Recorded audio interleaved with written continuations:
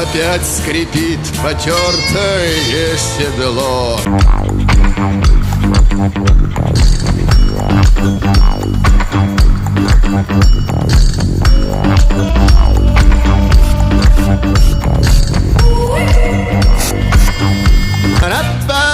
Порадуемся на своем веку. Красавица